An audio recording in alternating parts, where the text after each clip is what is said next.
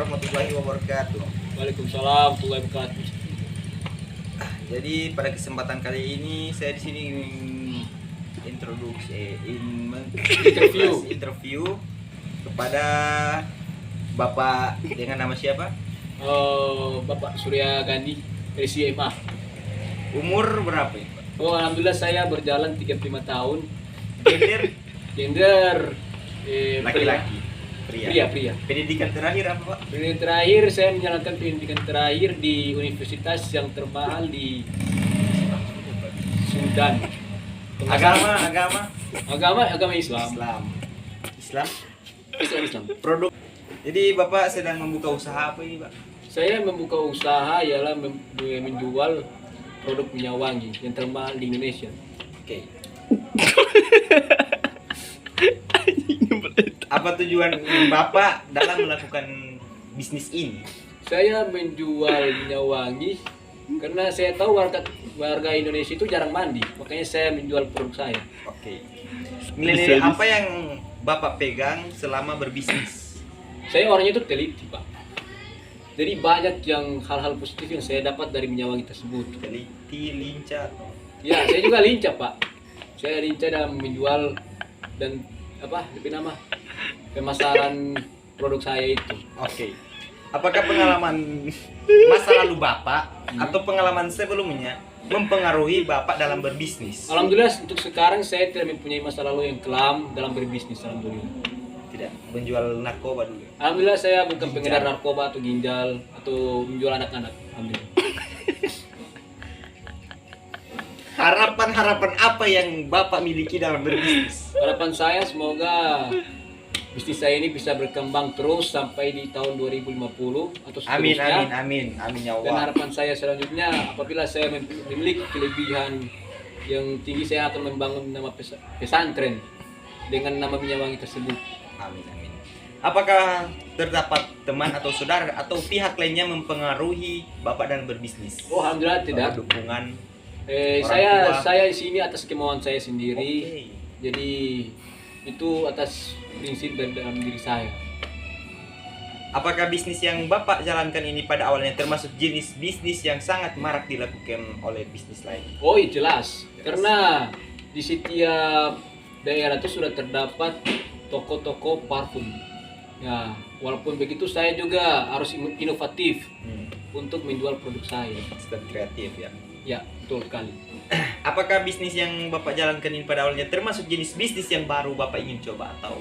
Ya, sebenarnya saya ingin mencoba bisnis menjual baju-baju Islami. Cuma karena saya tahu di sini kan di Indonesia ini kan mayoritasnya jarang mandi. Makanya saya menjual produk. Apalagi kalau kita tinggal di Manado sini, Ya, kalau Bogo Abu tuh. bagaimana cara Bapak memperlakukan sesama karyawan Bapak? Oh, alhamdulillah saya memperlakukan karyawan saya sebagaimana manusia memperlakukan manusia lain. Khairun nas Anfa'uhum linnas. Anda juga tahu itu. Allah. Bagaimana cara Bapak memperlakukan para pelanggan yang kaya dan pelanggan yang sederhana? Oh, saya tidak memandang dari sisi harta. Saya melakukan semua dengan hati. Allah. Tujuan saya itu cuma orang yang di atas. Wah. Orang ini. Apakah kualitas dan jumlah produk atau jasa yang Bapak jual sebanding dengan harga yang diberikan? Oh, alhamdulillah untuk saat ini harga saya masih di bawah standar. Karena ada kenaikan BBM, saya jual satu produk itu masih sekitar 1 euro. Rupiah, Bapak. Euro, iya itu bagian syariah, bagian Sudan sana euro. Euro. Kalau di sini bisa dirupiahkan berapa itu, Pak, kira-kira? Kalau satu produk, kalau mau dirupiahkan boleh 2,5, 2.500. 2.500. Ya. Murah sekali ya, Pak. Alhamdulillah. Nanti keluar ingus gitu kan. Ketika sudah terjadi akad atau transaksi, apakah Bapak atau pelanggan pernah membatalkan transaksi tersebut? Oh, itu kan karena saya memprioritaskan kesenangan pelanggan, maka saya semua hak itu ada di pelanggan. Apa saja yang Pelanggan tidak adalah- senang di pelanggan, saya akan turuti. Oke, bagaimana sikap Bapak ketika pelanggan melakukan komplain terhadap barang yang Bapak jual? Oh, kalau pelanggan melakukan komplain, makanya saya veto Pak orang. Apakah nilai-nilai kebaikan yang Bapak terapkan dalam berbisnis apa saja? Nilai kebaikan yang saya terapkan dalam berbisnis, satu, untuk karyawan saya itu harus jujur Bertanggung jawab dan bertanggung jawab, teliti, disiplin dan terampil, dan lincah. lincah. Apa yang Bapak ketahui tentang marketing syariah? Yang saya ketahui tentang marketing syariah ialah jual beli Lebih dalam bentuk syariah dalam Islam. bentuk syariah. Kan di dalam Al-Quran sudah dijelaskan.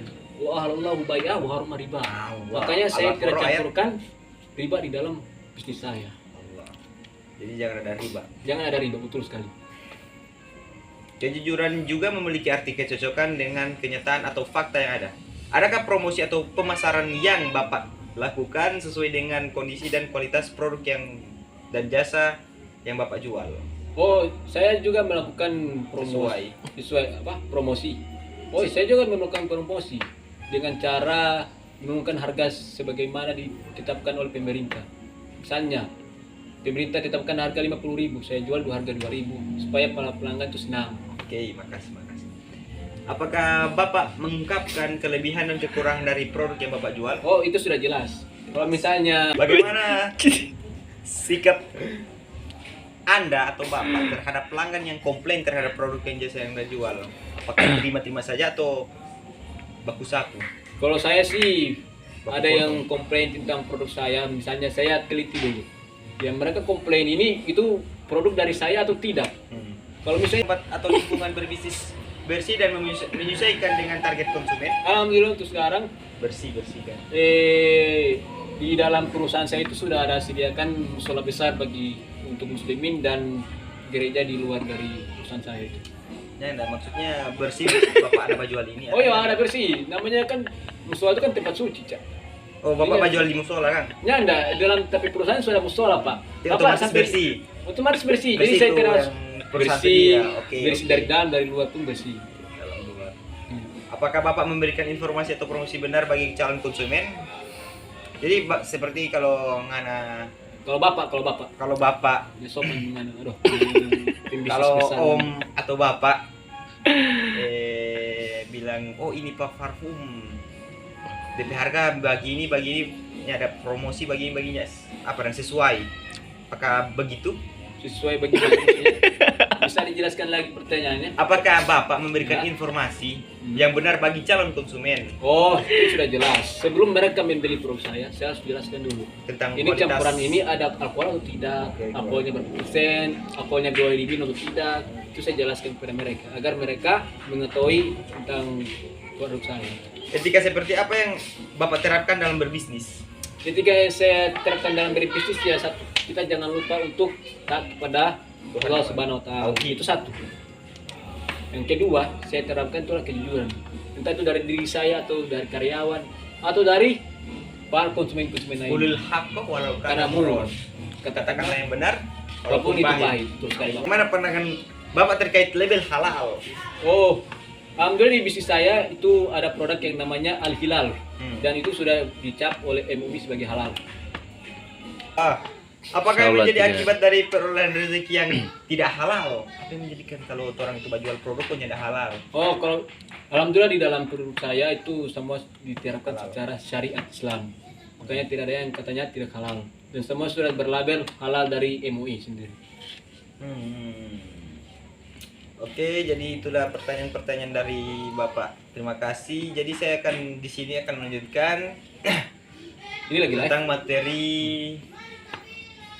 Ada tugas tentang materi etika bisnis Islam. Etika bisnis Islam didengar baik-baik ya Pak. Siap, Pak. Disimak. Insya Allah berkah. Amin amin ya rabbal alamin. Amin. Habis itu orang sholat. Jadi etika bisnis Islam.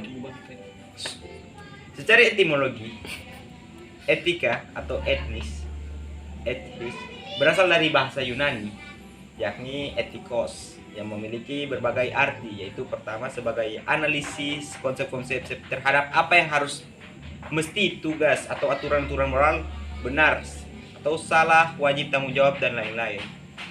Saya mengambil kutipan dari Bertens Masjid Fahri mengungkapkan pengertian etika di dalam bisnis Islam merupakan gambaran rasional mengenai hakikat dan dasar perbuatan dan keputusan yang benar, beserta prinsip-prinsip yang menentukan klaim bahwa perbuatan dan keputusan secara moral, serta bagaimana perintah dan larangannya.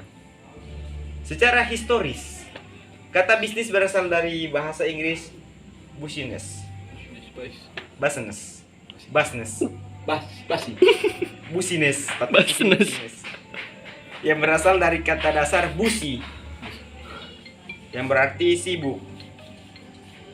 Dalam konteks ini, sibuk artinya mengerjakan pekerjaan yang mendatangkan keuntungan. Sementara itu, secara etimologi, bisnis memiliki pengertian keadaan di mana seorang atau sekelompok orang sibuk melakukan pekerjaan yang menghasilkan keuntungan. Definisi Islam juga terdapat di dalam surah Al-Imran ayat 19 yang artinya sesungguhnya agama yang diridhoi Allah di sisi Allah hanyalah Islam. Dinnya fil Islam. Arti ini menjelaskan bagaimana kedudukan Islam sebagai agama samawi yang diturunkan oleh Allah kepada manusia. Jika digabungkan kata etika bisnis Islam dan Islam bisa diartikan sebagai suatu proses dan upaya untuk mengetahui hal-hal yang benar dan salah yang dipakai untuk menentukan bagaimana sikap untuk melakukan hal yang benar dan berkenaan dengan produk, pelayanan perusahaan dan dengan pihak yang berkepentingan dengan tuntunan perusahaan. Di dalam etika bisnis Islam mempelajari mengenai kualitas moral, kebijaksanaan organisasi dan mengenai konsep umum serta standar untuk berperilaku moral dalam berbisnis. Yang kedua, materi tentang etika produksi perspektif Islam. Jadi Islam itu tidak hanya mengatur bisnis, namun mengatur cara berproduksi. Menurut M. Amar Kapra, tujuan produksi adalah untuk memenuhi kebutuhan pokok semua individu dan menjamin setiap orang mempunyai standar hidup manusiawi, terhormat dan sesuai dengan martabat manusia sebagai manusia yang bertanggung jawab kepada Allah atau khalifah. Yang pertama, prinsip etika memilih barang dan jasa diproduksi itu berproduksi dalam lingkaran halal, jadi harus halal. Jadi harus halal, baru perlindungan kekayaan alam. Jadi alam itu harus terlindungi. Yang kedua, prinsip etika proses produksi barang dan jasa. Yang pertama sini tidak memproduksi barang dan jasa yang bertentangan dengan penjagaan terhadap agama, jiwa, akal, keturunan dan harta. Kedua, distribusi keuntungan yang adil antara pemilik dan pengelola manajemen dan buruh, mengelola sumber daya alam secara optimal namun tidak boros, tidak berlebihan dan tidak merusak lingkungan. Lalu ketiga, materi ketiga tentang prinsip etika penjaminan barang dan jasa yang diproduksi. Yang pertama, penjaminan dari ketidakamanan produk. Pada prinsipnya, pelaku usaha atau produsen yang lebih berhati-hati bukan pembeli yang berhati-hati. Karena mayoritas pembeli atau konsumen tidak mengetahui kemajuan teknologi yang berdampak pada keamanan produk yang mereka konsumsi. Yang kedua, penjaminan dari pemakaian produk dalam produk haram berlabel halal. Jadi mesti ada label halal. Ketiga itu etika konsumsi dalam Islam. Konsumsi atau pemanfaatan. Jadi etika konsumsi dalam Islam diantaranya itu sederhana tetapi efisien dan efektif. Yang kedua, memperhatikan yang halal dan yang haram. Jadi yang halal haram ini selalu ditekankan dalam berbisnis. Yang ketiga, tidak menghambur-hamburkan uang, tidak boros dan tidak kikir. Dan bersyukur atas nikmat Allah Subhanahu wa taala karena yang diberikan kepada kita hanyalah sebuah titipan darinya dan Allah akan mengambilnya kapanpun Dia mau. Adapun prinsip atau konsep moral konsumsi yaitu prinsip keadilan, prinsip kebersihan, kesederhanaan, kemurahan hati dan prinsip moralitas. Selanjutnya, etika distribusi dalam Islam. Secara umum, distribusi artinya proses yang menunjukkan penyaluran barang dan produsen sampai ke tangan konsumen atau pembeli. Bahkan Nabi SAW pun menganjurkan agar manusia dalam berproduksi selalu mengembangkan sumber daya dalam secara efisien, tidak boros dan eksploitatif. Seandainya tidak mampu mengembangkan, maka dianjurkan bekerjasama dengan yang lainnya. Sabda Nabi SAW bersabda, barang siapa yang mempunyai tanah maka tanamlah. Jika tidak mampu maka supaya ditanami oleh saudaranya. Hadis riwayat Bukhari 2172. Jadi sehingga produsen dan tenaga kerja memiliki kewajiban sebagaimana etika dalam proses produksi, yakni di antara lain beritikat baik dan dalam kegiatan usahanya, memberikan informasi yang benar, jelas dan jujur mengenai kondisi dan jaminan barang dan jasa, serta memberikan kejelasan penggunaan, perbaikan, dan pemeliharaan. 3. Memperlakukan atau melayani konsumen secara benar, jujur, serta tidak diskriminatif. 4. Menjamin mutu barang atau jasa yang diproduksi atau diperdagangkan berdasarkan ketentuan standar mutu dan jasa yang berlaku. Wih, perhatikan. Alhamdulillah Pak.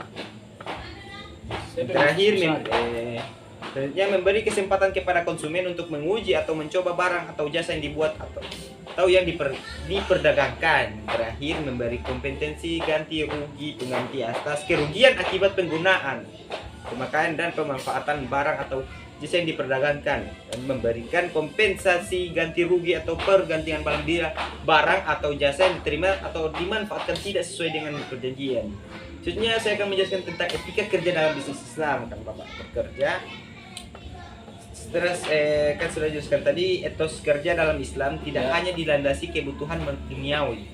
Dikutip dari situs MUI, etos kerja dalam Islam bukan hanya untuk memuliakan diri, namun juga manifestasi amal soleh. Artinya bekerja harus berlandaskan pada prinsip-prinsip iman yang menunjukkan fitrah seorang muslim. Bekerja yang harus bisa meninggikan martabat seorang muslim di hadapan Allah Subhanahu wa taala. Etos kerja Rasulullah sallallahu alaihi wasallam berikut poin yang harus diperhatikan. Selalu bekerja dengan cara terbaik, profesional, dan tidak asal-asalan. Melakukan pekerjaan dengan manajemen yang baik, perencanaan yang jelas, pertahapan aksi dan adanya penetapan skala prioritas. Selanjutnya, tidak pernah menyia-nyiakan kesempatan sekecil apapun. Jadi sekecil apapun bisnis Bapak yang Bapak ingin tinggalkan, langsung masuk. Bapak jelaskan terlalu panjang. Sosok yang visioner sehingga segala aktivitasnya benar-benar terserah dan berfokus, baru bekerja secara tuntas, berkualitas, dan tidak menangguhkan jadwal. Bekerja secara berjamaah dengan mempersiapkan dan membentuk tim solid yang percaya pada cita-cita bersama. Dan terakhir, pribadi yang sangat menghargai waktu, tidak berlalu sedikit pun waktu kecuali menjadi nilai tambah bagi diri dan umatnya. Selanjutnya saya akan menjelaskan tentang etika profesi dalam Islam. Jadi orang berprofesi juga harus beretika. Sebanyak itu. Dalam Islam, tuntunan bekerja adalah merupakan sebuah keniscayaan bagi setiap muslim agar kebutuhan hidupnya sehari-hari bisa terpenuhi. Dalam berprofesi, Islam menyerukan mengikuti jalan Rasulullah dan bekerja yaitu dengan landasan pandangan Islam, yaitu sidik, kejujuran, orang yang bertakwa. Dalam surat At-Taubah, hai orang-orang beriman, bertakwalah kepada Allah dan hendaklah kamu bersama orang-orang yang benar. Yang kedua, amanah. Yang ketiga, tablik. 4, fatona. Dalam Quran surat Yusuf ayat 55, jadikanlah aku bendaharawan negara Mesir. Sesungguhnya aku adalah orang yang pandai menjaga dan lagi berpengetahuan, baru istiqomah. Berdasarkan firman Allah tersebut, keutamaan dalam bekerja terbagi menjadi 5, yaitu orang yang ikhlas bekerja dalam mendapatkan ampunan dosa.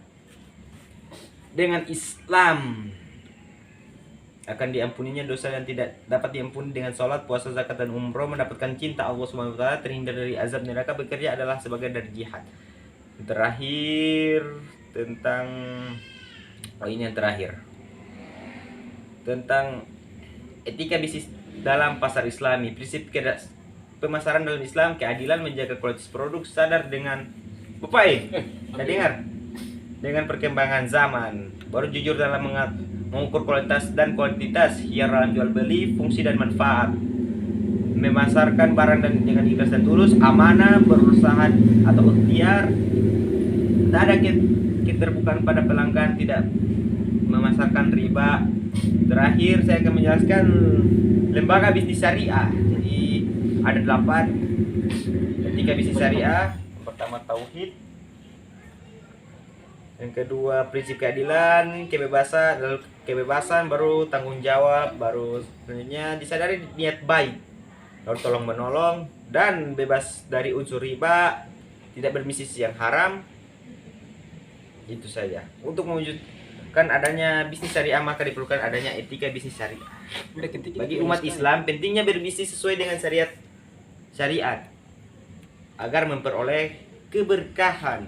Keuntungan bukanlah tujuan yang sebenarnya adalah bagaimana kegiatan dapat berjalan sesuai dengan aturan Islam sehingga pada akhirnya akan menghasilkan manfaat yang diberikan keberkahan bagi pelaku usaha maupun masyarakat yang terlibat dalam kegiatan tersebut. Jadi dalam berbisnis kita harus mengerti ajaran-ajaran syariat Islam, karena bukan hanya keuntungan finansial yang kita dapat, namun amalan jariah. Insyaallah itu Amin, amin. berkah. Amin amin ya rabbal alamin. Taqabbalallahu minkum. Minna wa minkum taqabbal ya Jadi karim. terima kasih atas kesempatan yang Bapak berikan. Maaf sudah mengganggu waktu yang sia-sia Bapak ini. Bapak Situ insyaallah dengan setelah ini bisnis Bapak bisa berkembang dengan baik. Amin ya Allah. Itulah hasil wawancara bersama Bapak siapa tadi? Pembisnis yang besar. Bapak siapa? Bapak Muhammad Surya Gani. Muhammad Surya Gani, orang Gorontalo. Babisnis di Manado. Dari situ, Cuk. Jangan susah. Terima kasih bagi teman-teman yang ingin bertanya tentang mengenai tadi atau ingin bertanya Bapak yang ganti di samping ini, di bawah nanti tanya di kolom komentar nomor WA, IG, Facebook atau email mabar, silakan komen di bawah. Top singkil nomor 2 los. Asik. Syukron. Wassalamualaikum warahmatullahi wabarakatuh. Waalaikumsalam warahmatullahi wabarakatuh.